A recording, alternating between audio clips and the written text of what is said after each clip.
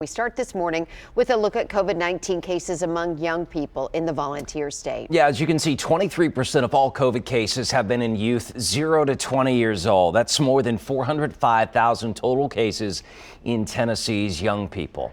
And the health and safety of kids is really what drives many parents' decisions. News Channel 5's Claire Kopsky introduces us to a Kentucky father who says he and his wife thought they were making the right decision about the COVID vaccine for their kids, but after a scary incident, changed their stance, and they're begging other parents to hear their story.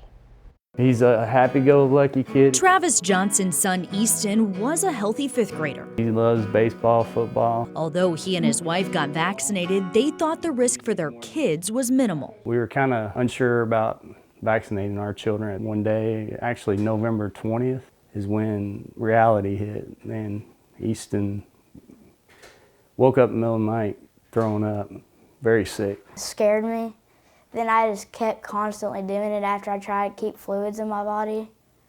Then I woke up the next morning and I slept the whole day, and then I just realized I was in a hospital. The Johnsons watched their 10-year-old's eyes turn bloodshot, his face swell up, body become dehydrated from all the vomiting, speech turned to hallucinations, and body turned puffy red. It was almost like I was sitting out on the beach with no shirt on and no sunscreen for about 5 hours. The whole family had had COVID weeks before, but Easton never showed any symptoms until that November night. After seeing a local ER doctor, they rushed him to Children's Hospital at Vanderbilt in Nashville, where 4 nights seems like an eternity, as he was treated for multi-system inflammatory syndrome. It took a day and a half before I was convinced he may make it. It was questionable. I was a father that was lost and scared, on my knees praying. Although Vanderbilt says only 2 to 3 kids per 100,000 contract MIS-C, 55 kids have died from this COVID-19 symptom in the U.S. since the start of the pandemic. And it's been 2 months since Easton's scary stint in the hospital,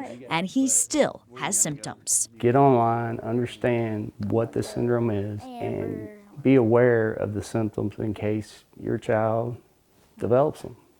You gotta act fast. A father's plea with other parents to vaccinate kids against COVID-19. I don't want to ever go through what we experienced. And I believe that vaccination is a preventive measure to protect my children, and I believe it's safe enough that I will do that.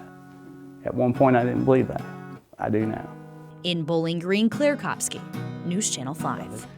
So glad he's okay. A recent study published by the CDC showed that COVID vaccination reduced likelihood of MIS-C by 91%. For the link to that study and much more information about MIS-C and Easton's story, click on this story on our website.